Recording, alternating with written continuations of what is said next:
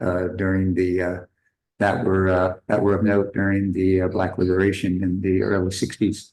16th Street Baptist Church, the Edmund Pettus Bridge, and the site where Dr. Martin Luther King Jr. was assassinated, and some other sites in the South there in Birmingham and Nashville and Memphis.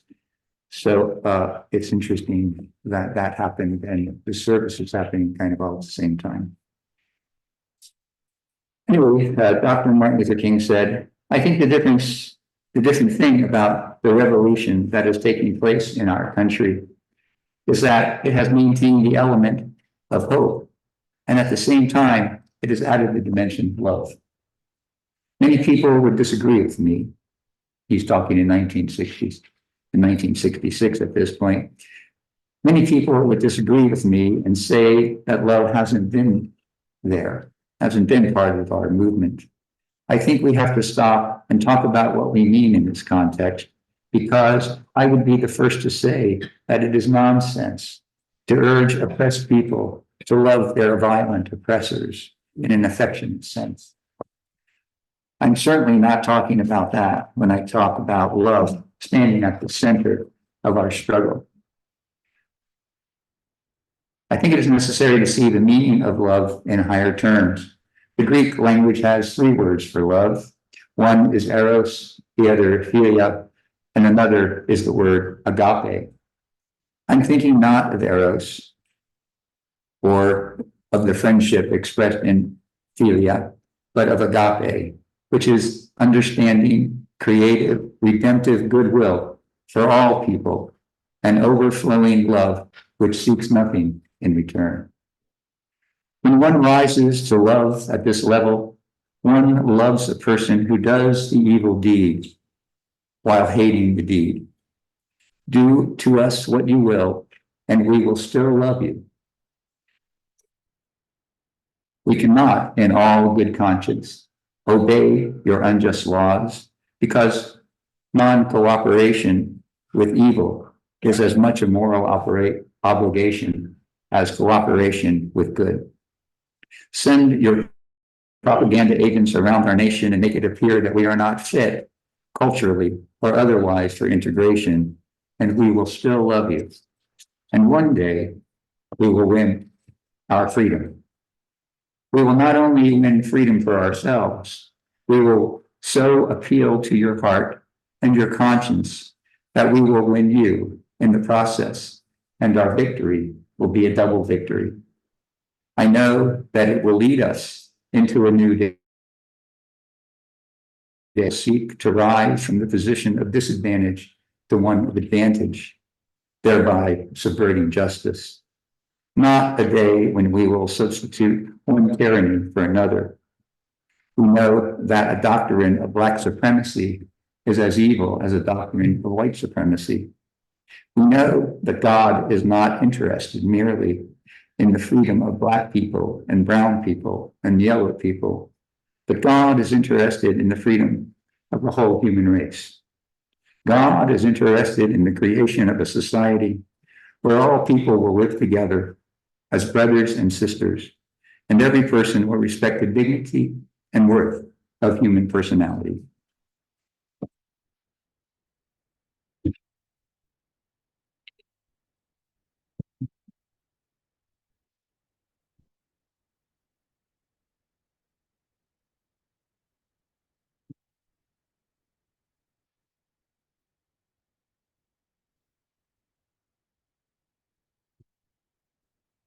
Summers in Decatur, a small northern Alabama town on the shores of Lake Wheeler, west of Huntsville and midway between Birmingham and Nashville, were typically hot and muggy with rain most afternoons.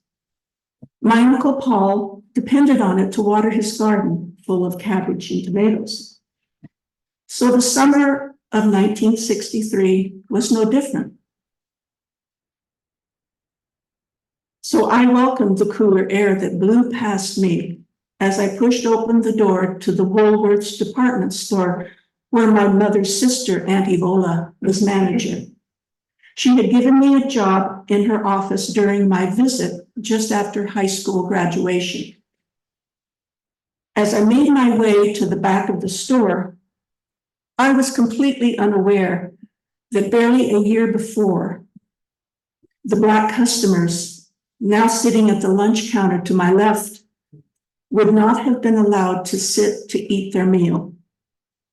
I would later learn that one of the lunch counter employees had bragged to Auntie that she had poured one Black customer's lunch over his head when he had refused to get up. Being a teenager, news media free and from California, I was blissfully unaware of the racial unrest that Martin Luther King Jr. had just been released from a jail 85 miles further south in Birmingham, where my father was attending classes at the university to obtain his master's in school administration. That 90 miles even further south in Montgomery, Martin Luther King Jr., then minister of the Dexter Avenue Baptist Church, had led an historic bus boycott after Claudette Colvin and Rosa Parks had been jailed for refusing to give up their seats to white bus riders. Or even that King was giving his iconic "I Have a Dream" speech at the 1963 March on Washington one August afternoon, while I categorized the seats in the back office. I was curious, however, about the culture of this interesting group of people because there were none in the small San Joaquin Valley farming community where I had been raised. So one evening, as I was sitting on the couch with my grandmother and Uncle Paul, I asked a question regarding the Afro-American people I had observed walking along the sidewalk as I sat on the porch each afternoon. I do not even recall the question, but the answer was stunning. Even 60 years later, I can still feel the fiery sensation of disbelief and indignation that raced up my spine as Grandma responded, "Well, child, don't you know, doctors have examined their brains and they're an inferior race." A heavy block of condemnation and ill will against my grandmother sank into my heart.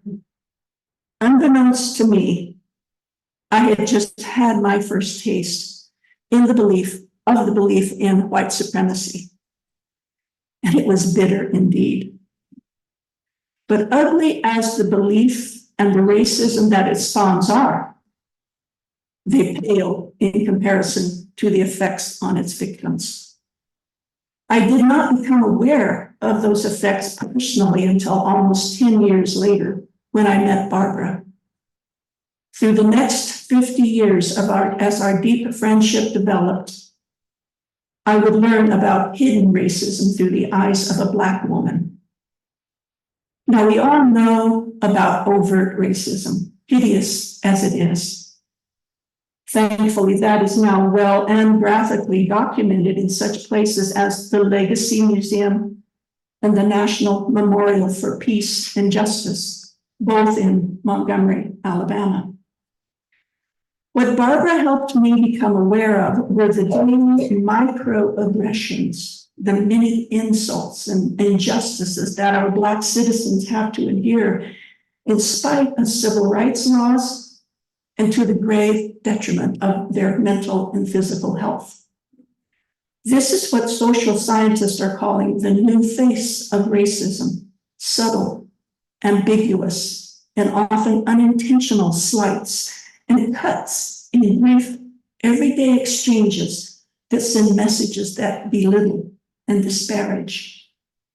I want to propose, in order to address this injustice, that everyone needs the opportunity to have a come to Jesus moment like I did on my grandmother's couch, a visceral aha moment of indignation that awaits enough of us to overturn this insidious form of racism.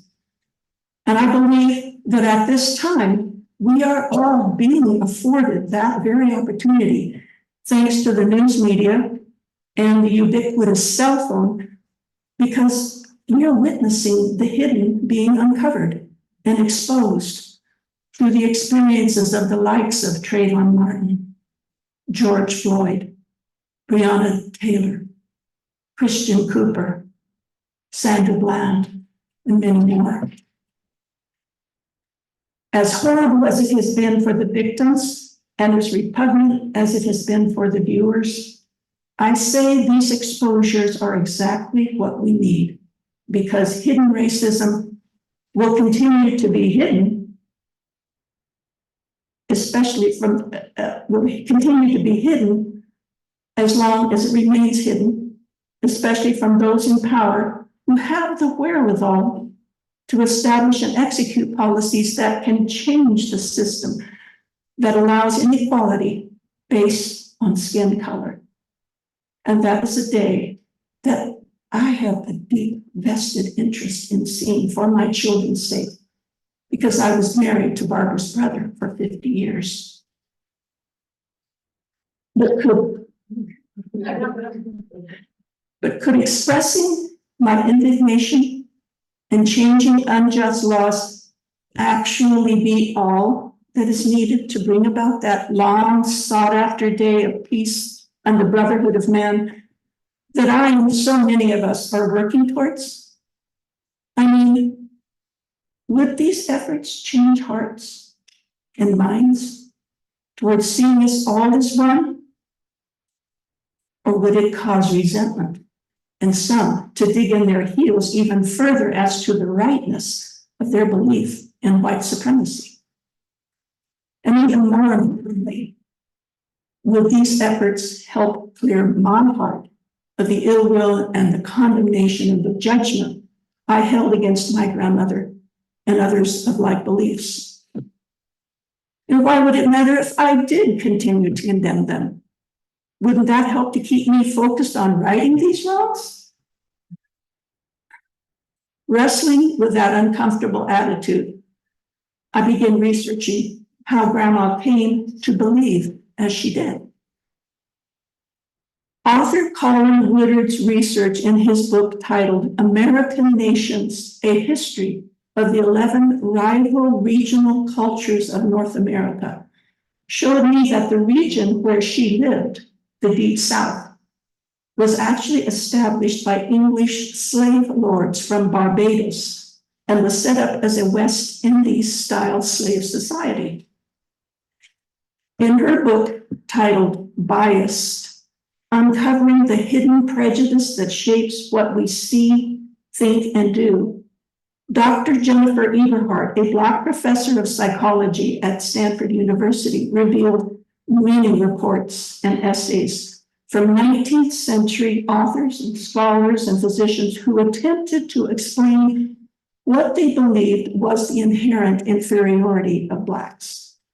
Take Dr. Samuel Cartwright, the first president of the Mississippi State Medical Society and a leading expert on diseases and medicine in the southern states in the mid-1800s, about the time my grandmother was born. He published a paper titled Diseases and Peculiarities of the Negro Race, and diagnosed as a mental disease the Black slave's normal human desire to run away in order to escape slavery. The internationally admired scientist, physician, and Harvard professor Samuel Morton spread the idea that Europeans, Asians, and Africans were separate species. Caucasians had the highest intellectual endowments, and Africans were represented as the lowest grade of humanity. His ideas then became internationally prominent because many scientists also declared that separate biological beginnings for each racial group naturally explain social inequities. A widely read book titled Types of Mankind popularized the science of racial inferiority and added to the biblical story of creation that Adam and Eve were white, and the other races were separate, lowly derivatives placed by God in separate provinces. This science, with its theories that decreed the dark-skinned captives less than fully human, helped the flourishing slave trade to rationalize the subjugation and brutalization of millions of Africans. Even though by the 19th century, Darwin had laid out an irrefutable argument that different human races were all of one species, the belief in Black inferiority stood firm. Biology has now found that what we used to call races aren't different enough to have separate groups, but the belief in Black inferiority remains. It is actually very difficult to accurately predict an individual's skin color from their own DNA, but the belief in Black inferiority lingers. Heartbreakingly, Dr. Eberhardt said, there is something destabilizing about having to accept that your tribe is seen as a permanent outlier in your country's collective consciousness, that still your dark skin is seen as a stain that no measure of progress can cleanly erase, and that many of my own colleagues, the tribe of my profession, harbor those same associations. While I could now clearly see that Grandma's beliefs were a product of her culture, I still found it difficult to release the rancor I held towards her. Why would white people like her, in the face of all this evidence to the contrary, continue to hold the belief that people of color were not as capable as white people? In his book titled The Conversation, Robert Livingston, a Black social psychologist on the faculty of Harvard's University's John F. Kennedy School of Government, explored the psychological legacy of that 19th century indoctrination that is still present in the psyche of American whites. He also offered compelling research that explained why those old racist ideas have endured, why they continue to be expressed, and how white allies can be the most effective defense. This research led me, paraphrasing the words of Marshall Rosenberg, the founder of nonviolent communication, to question the effectiveness of my approach to calling out racism and injustice in a way that was alienating and dehumanizing people like my grandmother. Not only was I not solving the problem, I was actually perpetuating it in a different form. That hard block of condemnation in my heart was beginning to crumble. Continuing my research, I came across David Kemp, who is sometimes called the white people whisperer. He began his efforts to teach the white population how to aid Blacks in the fight against racism while working on the Initiative on Race during the Clinton administration. Now he is the dialogue guy. Kemp admonishes white allies, you must learn to step down from your enraged, incensed state. You are not helping the cause by the fervor with which you attack someone. You're trying to influence someone by slamming them, shaming them, being superior. When was the last time someone shamed you into new thinking? If you're trying to teach someone to be compassionate, you must be compassionate yourself. Kemp developed the RACE, all caps, method boot camp to train white allies in racial equity work. Along the way, he came to recognize that very important spiritual work was at the core of his project. About the same time in 2016, UU Minister Patty Hunneman was looking for a way to help her congregants effectively make a difference in their efforts to eliminate racism. One of them, Allison Mahay, collaborated with Kemp to revise his original race method boot camp as a spiritual journey, grounded in UU values. In 2020, the boot camp version 2, titled Equipping Anti-Racism Allies Unitarian Universalist edition was published. Sorry about that. Yeah. Okay. Just wanted to show you.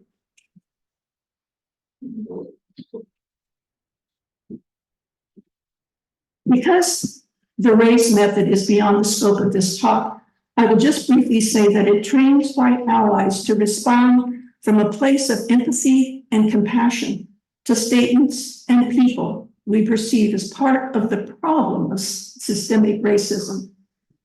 You will learn to transcend your initial reactions, which is a spiritual task, because it requires patience, discipline, and a deep conviction to see the goodness in people beyond their current behavior. The driving force of this entire book is the 8th UU principle. We, the member congregations of the Unitarian Universalist Association, covenant to affirm and promote journeying towards spiritual wholeness by working to build a diverse, multicultural, beloved community by our actions that accountably dismantle racism and other oppressions in ourselves and our institutions. Just reading the handbook's introduction has helped me to forgive my grandmother and free my heart. It also promises to help all of us to approach with compassion those who express racist beliefs. Now, just in case you're leery of this way of dealing with racist attitudes, I want to tell you about a book on the fairly new science of changing minds through compassionate listening. David McRaney's book, titled How Minds Change, The Surprising Science of Belief, Opinion, and Persuasion, speaks at length about the lab, that was all caps, the political action arm of the Los Angeles LGBT Center, the largest LGBTQ organization in the world. To me, they are noteworthy, especially because their use of compassionate listening and questioning, which they call deep canvassing, has been scientifically studied and proven to be vastly more effective than to change people's minds than superior arguments, information, facts, not to mention shaming or slamming. To quote the project leader, Steve DeLine, the only way they are going to change their minds is by changing their own mind, by talking themselves through their own thinking, by processing things they've never thought about before, things from their own life that are going to help them see things differently. The listener's reason can't be copied and pasted into their mind. The facts that matter to the listener probably won't matter to the other person at all. As for racist beliefs, everyone already knows that prejudice is bad. Deep canvassing works to evoke memories charged with emotion so that people recall what it's like to be ostracized or judged or made to feel lesser than, and it challenges their categorization of otherness.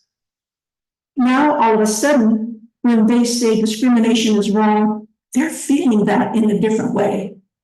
Like, oh yeah, it's really awful to be discriminated against and treated differently. They can see what it might be like to be that Black or gay person, or even a MAGA person. It becomes difficult then to justify making a fellow human being feel that way.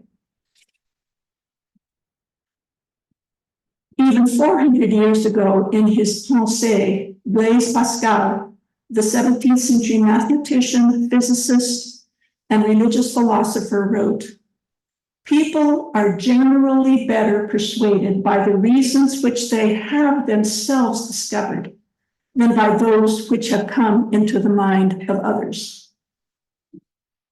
So, thank you, grandmother, for the journey of discovery your words set me on all those years ago.